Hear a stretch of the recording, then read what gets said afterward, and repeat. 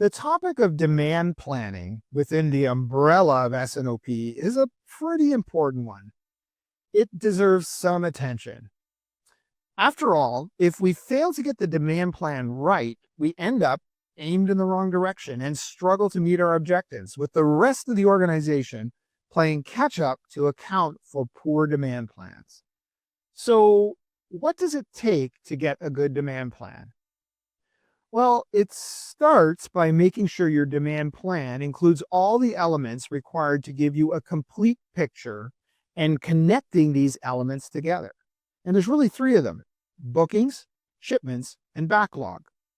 Bookings are the orders that sales commits to bring in. Shipments are what the company can realistically deliver given capacity constraints.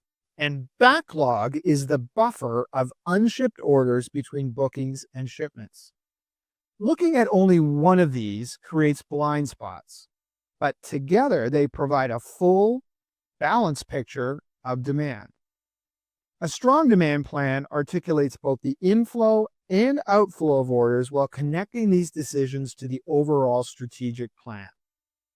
In addition to booking, shipments, and backlog, you want to also include a view of both constrained and unconstrained demand. Unconstrained demand is what customers want, regardless of whether your business is able to provide that in the time that they want it. Whereas constrained demand is what the company can realistically deliver given capacity and resources. Sales should plan bookings as unconstrained demand, while operations develops a constrained shipment plan based on their supply limits. Your backlog buffer fills the gap between the two. Comparing these views highlights trade-offs, opportunity costs, and growth potential. The goal isn't a perfect forecast, but a transparent picture of demand versus capability, giving leaders the clarity to make informed decisions about priorities, capacity, and strategy. Your demand plans also need to be at the right level of granularity to drive the strategic decisions in S&OP. Because your S&OP family should be set up by constraint, you will want a further level of granularity by segmenting demand into demand streams. Demand streams align your family demand into market segments or demand types. Different demand streams may require different forecasting or planning methodologies. They may have different demand characteristics, such as lead time or make to stock versus make to order. Having the right expectations around accuracy and accountability for each of these is important to drive overall accuracy for your demand plan. Now, how you measure the accuracy of your demand plan within the S&OP process also matters. Often people push for the most accurate forecast possible without asking the question, how accurate does my forecast need to be? Instead of measuring accuracy to a number, hold the team accountable to accuracy within a tolerance level. This will show when performance is on track or drifting off course. Out of tolerance results should result in a root cause analysis and drive improvements to the process. This is how you get better. Tolerance bands should also be lined up with how you set your buffers. Buffers such as inventory, upside flex, and backlog are there to protect you from demand uncertainty and volatility. Start with realistic tolerance bands and narrow them over time as discipline improves. As you narrow the tolerances, you can reduce the buffers.